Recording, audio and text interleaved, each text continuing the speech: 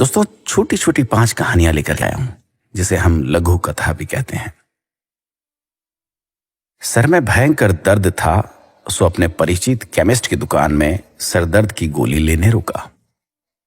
दुकान पर नौकर था, उसने मुझे गोली का पत्ता दिया। तो उससे मैंने पूछा, साहब कहाँ गए हैं?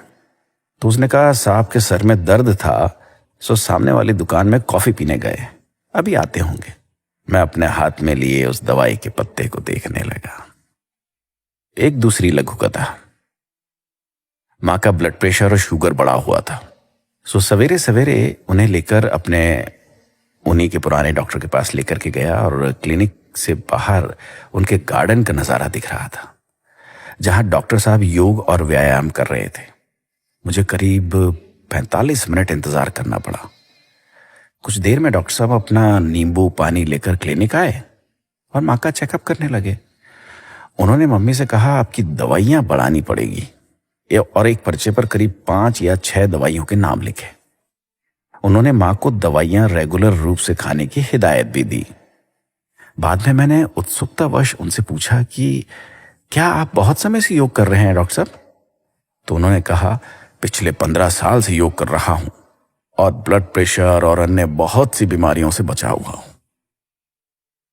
मैं अपने हाथ में लिए हुए मां के उस पर्चे को देख रहा था, जिसमें उन्होंने ब्लड प्रेशर और शुगर कम करने की कई दवाइयां लिख रखी। ऐसी ही एक और कहानी दोस्तों। अपनी बीवी के साथ ब्यूटी पार्लर गया। मेरी बीवी को हेयर ट्रीटमेंट कराना था, क्योंकि उनके बाल काफी खराब हो चले थे। रिसेप्शन में बैठी लड़की ने उन्हें कई तरह के पैकेज बताए और उनके फायदे भी। पैकेज 1200 से लेकर 3000 तक के थे। कुछ डिस्काउंट के बाद मेरी बीवी को उन्होंने 3000 रुपए वाला पैकेज 2400 में कर दिया। हेयर ट्रीटमेंट के समय जब उनका ट्रीटमेंट करने वाली लड़की के बालों से अजीब सी खुशबू आ रही थी, तो मैंने उससे पूछ लिया, आपने क्या लगा रखा है? कुछ अजीब सी खुशबू आ रही है। तो उसने कहा कि उसने तेल में मेथी और कपूर मिलाकर रखा है, इससे बाल सॉफ्ट हो जाते हैं और जल्दी बढ़ते हैं। मैं अपनी बीवी की शक्ल देख रहा था, जो 2400 रुपए में अपने बाल अच्छे कराने आई थी। इसी तरह एक और छोटी सी कहानी। मेरी रईस कजीन, जिसका बड़ा डेयरी फार्म है, उसके फार्म पर जाना हुआ मेरा।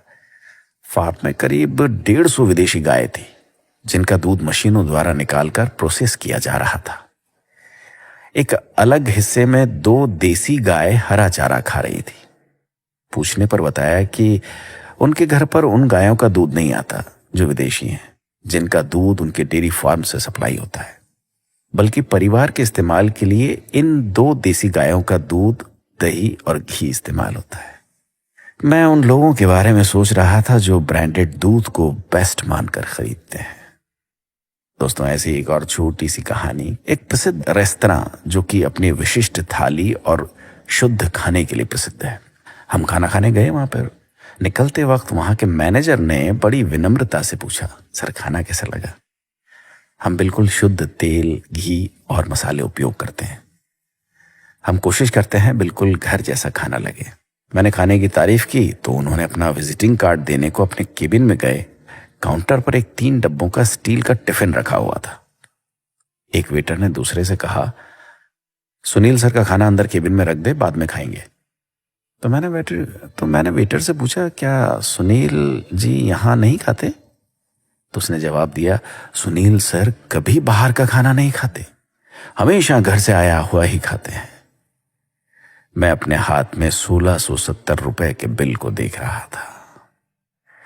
दोस्तों, हम जिसे सही जीवन शैली समझते हैं, वो हमें भ्रमित करने का जरिया मात्र है।